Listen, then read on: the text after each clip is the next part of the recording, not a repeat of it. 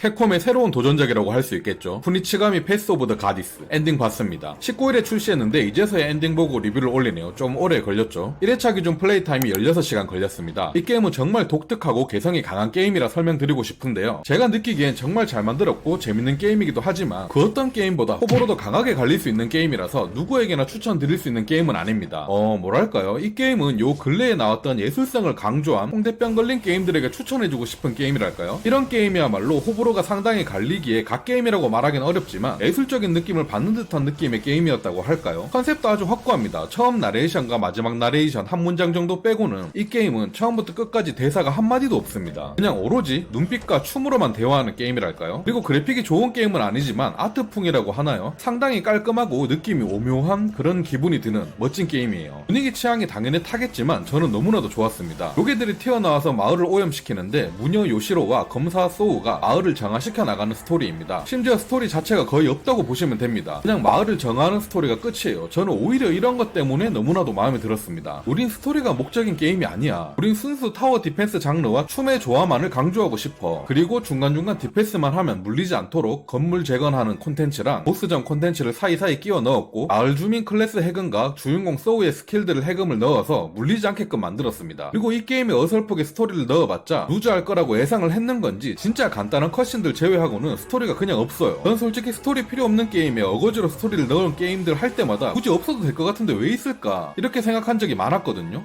이게 막상 스토리를 빼면 진짜 더 이상하려나? 그래서 이렇게라도 넣는 건가? 라고 말이죠. 국내 폰 게임들 리니지 라이크류 게임들 해보시면 아시겠지만 어차피 닥사, 자사 재미로 하는 게임이라서 스토리는 100% 스킵하잖아요. 전 그런 류 게임을 해보면서 과연 이 게임을 재밌게 하는 유저분들이 스토리 보는 재미로 할까? 그냥 자사의 재미, 장비 업그레이드 하는 재미, 그 재미가 아닌가 싶었거든요. 이 게임도 역시나 장르 자체는 완전 다르지만 타워 디펜스만의 재미를 추구하고 있고 스토리를 재밌게 넣었으면 당연히 더 좋았겠지만 마을 정화하는 뻔한 내용을 어거지로 스토리 넣어봤자 루즈할 거란 걸 알았는지 그냥 과감하게 스토리 자체를 빼버린 것 같았고, 사실상 스토리를 빼버린 건 아니죠. 어떻게 보면 아주 간단한 컷이 정도로 대충 우리가 눈치껏 이런 내용이구나 알 수 있게끔만 해놔서 게임을 할 때는 전혀 몰랐지만 이렇게 리뷰 쓰다 보니까 그런 거였어? 그래서 좀 짧게 넣어놨나 싶더라고요. 그리고 또한 게임 자체가 디펜스 게임이다 보니까 스테이지 형식으로 되어 있기 때문에 진짜 그냥 한판씩 하기 좋았습니다. 실제로 저는 이 게임을 한 번에 2-3시간씩 플레이한 적이 없어요. 거의 1시간씩 플레이하고 껐던 것 같습니다. 그리고 나중에 좀 빈둥거리다 생각나면 또 켜서 30분이나 1시간 가지고 놀고 이랬어요. 진짜 디펜스 장르 좋아하시는 분들이 라이트하게 가지고 놀기에 좋은 게임이라고 생각했습니다. 그리고 게임하면서 이 요괴로 뒤덮인 마을의 아름다움을 보는 재미는 덤이었고요. 또한 이 짧은 분량의 게임인데도 불구하고 보스전이 생각보다 엄청 많은데 의외로 대충 만들어 놓은 보스가 없었습니다. 보스전이 대부분 컨을 요구하는 보스가 아닌 기빙을 활용한 보스들이 많았어요. 이런 식으로 전략을 세워 잡는다든지 어떤 방식으로 잡아야 한다든지 말이죠. 그런 것 또한 공략하는 재미가 쏠쏠했습니다. 그리고 말 한마디 없는 캐릭터들인데도 신기하게 캐릭터들의 매력을 상당히 잘 살렸다고 말하고 싶어요. 마을 주민들의 칼군무는 너무나도 귀여웠고 요시로 누님의 먹방 콘텐츠를 지켜보는 재미도 좋았습니다. 진짜 어떻게 보면 라이트하고 간단한 게임이라서 대충 넘어갈 수 있는 부분들을 생각보다 상당히 디테일하고 정교하게 만든 게임이라고 생각했으며